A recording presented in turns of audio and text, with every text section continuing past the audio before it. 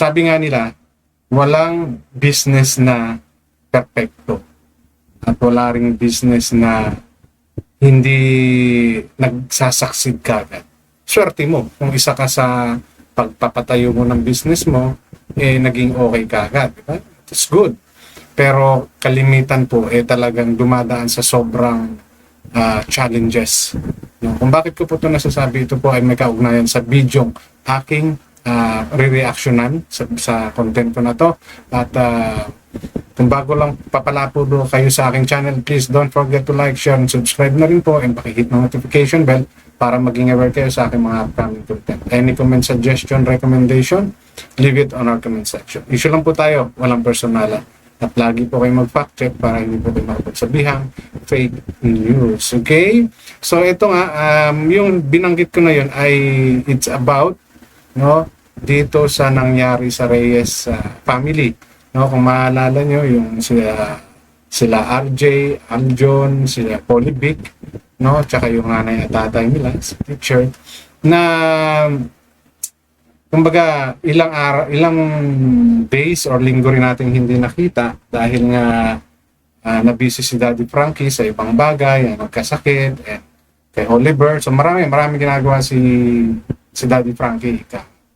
But nakatawag ng atensyon sa kanya dahil nga nagpunta raw doon sa bahay nila yung mga magulang ni Polybic at sinabing wala na yung business nila. So, kumbaga, siyempre, alam naman natin kung saan nanggaling yung mga ipinang business nung pamilya Reyes, di ba? Sa mga sponsor yan. So, yung concern ni Daddy Frankie is nandoon. Kaya pinuntahan niya at inalam talaga yung buong istorya. And dahil doon, nalaman natin yung buong kwento.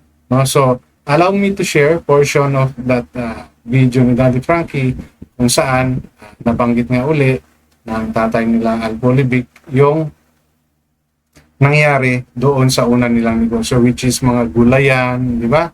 Prutas, mayroon pa silang mga common goods na mga pang daily use na tinitinda, which are all perishable goods, yung talagang nabubulok, may mga isda pa nga sila. So lahat yon ay nagbago na, at ang reason ay ito po. Ibig mo sabihin nalugi yung gulayan? Kasi nga marami ako natitirang gulay. Ang nasabi nga kay Ate, nagkamali ako dahil sa pera pa dapat bumili sa akin ng 2 baboy. So kung maalala ninyo, ang sabi nga noon, kaya sila nabigyan ng negosyo nung tinanong ni Daddy Frankie is, baga may alam itong si tatay ng diskarte. Isa raw yan sa mga naging business niya before, yung paggugulay. Kaya binigyan sila ng motor at kulong-kulong na yon para maging service nila sa pag-aangkat ng mga gulay, ng mga isda, ng mga prutas. Diba? Kaya nag-ambagan lahat ng mga sponsor na nagtulong-tulong uli para may pagkaloob sa kanila yung tricycle na yun o yung kulong-kulong na yun para sa pag-aangkat nila ng mga product na bibili nila. Ang problema nga ay hindi kinaya at ito nga yung mga dahilan. Pag may natitirang gulay, ilalaga natin, lalagyan ng darak yun. Kakainin ng baboy. Siguro kung nagawa natin yung baboy, siguro ngayon, pambinta na rin. Puhunan na naman yun. Kailan lang kami nag-stop. Wala pang isang linggo sa gulay na nag-i-stop kami. Ibig sabihin, ang tagal din kami nagsunda. May kitang 3 buwan. Opo, 3 months pa lang mula nung nagsimula, no, RJ? Then, ibig sabihin ko yung baboy, mga 3 months na 2 peraso, pambinta na rin sa nun. Yun ang naikwento ko sa kanya. Sabi ko, kung bibili tayo ng baboy ngayon, nakasagad, wala tayo magagamit sa mga susunod na pagpipita. Okay, so yun yung hindi nga naisip at wala rin nakapag-suggest sa mga viewers na hindi rin naisip ng mga viewers, especially those mga may experience na sa ganyang business. Kasi alam naman natin yung gulay, isda, mabubulok at mabubulok yan, especially yung mga gulay. So tama rin naman yung sinabi ni tatay na kung sakaling sinabayan nila ng biik yun, o mga 2 biik.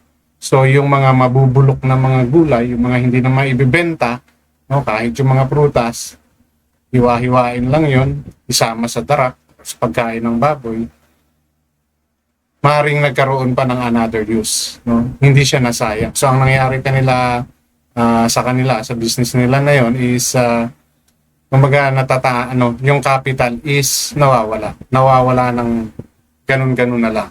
So, for 3 months silang nag-try talaga. And, alam naman natin lagi, no, sa umpisa, ngayon, lalo na yan, nung panahon na nagsisimula sila, and nakilala sila, di ba? Ilagay natin doon sa lugar na talagang dahil sa pag-vlog ni Daddy Frankie sa kanila, naka-gain sila ng attention.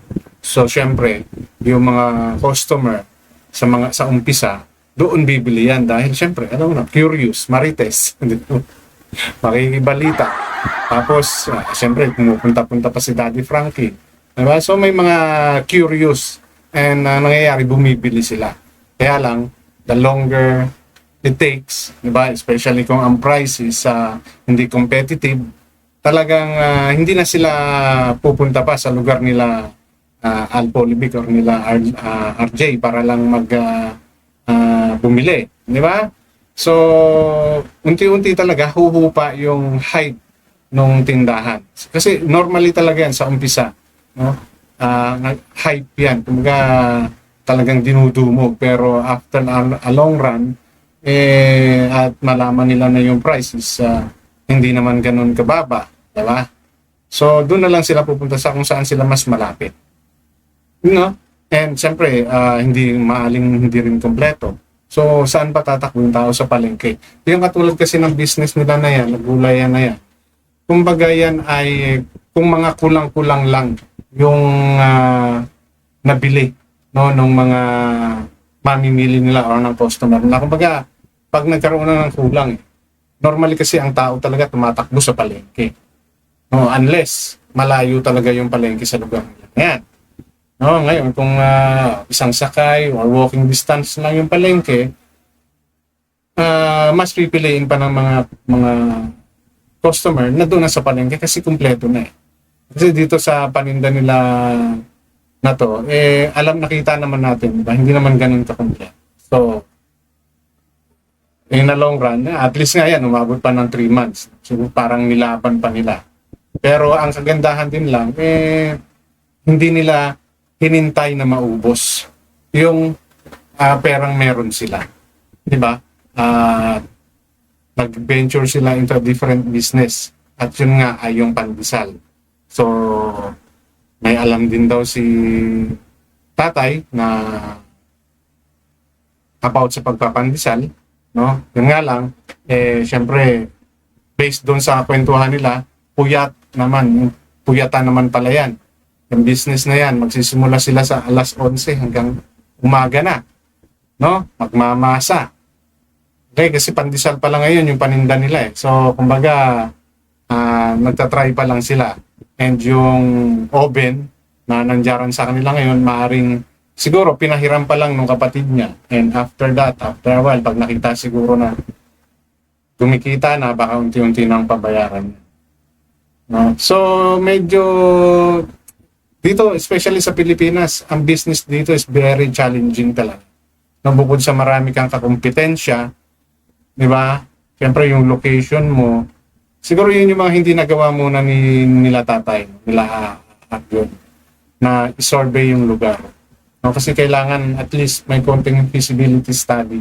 No, titignan mo yung lugar mo, yung mga nasa paligid mo, kung may kapareho ka bang tindahan. Yung katulad ng sinabi ni tatay na if ever hindi mabenta, kasi gulay yan eh. Kahit na ilagay mo sa freezer or sa ref yan, masisira at masisira yan. Yung mga, di ba dati may mga saging silang tinda, may mga prutas silang tinda, may mga gulay. So, kahit may freezer ka, masisira at masisira yan. Even yung mga isda, yung mga karne. Pero ang ano ko dyan, parang may freezer pa sila ata, di ba? Na paano yun? Kasi, sa paggagawa nila ng pandesal, hindi naman sila gagamit na ng freezer. So, I hope dito sa bagong binenture nilang business, mag-work out na. No? Ganun talaga sabi nga nila sa business, Kung ang capital mo ay 1,000,000, dapat may buffer ka, no, na another 1,000,000. Dahil malulugi ka. Maigi nga itong pwesto nila, Aljon, is hindi na binabayaran, wala silang upang binabayaran. Kasi kung mayroon silang upang binabayaran, sa malamang ubos na yung puhunan nila na yan, no? Kasi sa upa pa lang, sigurado na. Actually, yan yung pumapatay sa lahat ng mga nagbi-business, yung renta, no? Kaya nga hangga't maaari ngayon, since na social media, famous ng social media, yung iba, home-based business ang ginagawa, then na-advertise through social media, Facebook, TikTok, Instagram, YouTube, no? So, yun yung nagpapahirap sa mga nagbi-business talaga, yung ganyang upa, maigi na lang sila, wala. No? Actually, dito sa sinabi ni tatay na to, pwede pa rin naman sila magbabuyan, eh. No? Kung mas maganda yun, eh. Kasi sa pagkain ng business nila, eh. So may matitira at may matitira. So why not, di ba, magdagdag ng baboy? Kasi dyan sa tinapay na yan, hindi naman lahat yan magbibenta. So may matitira at matitira dyan. Oo, pwedeng gawing pudding.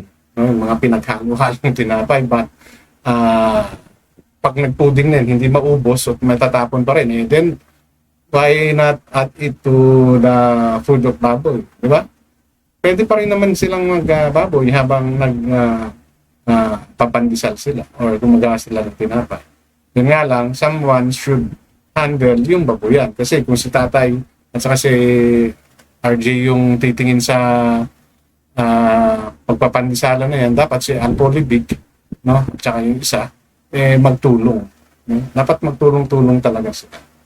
No? Para maging okay yung business nila since nandiyaraan silang lahat.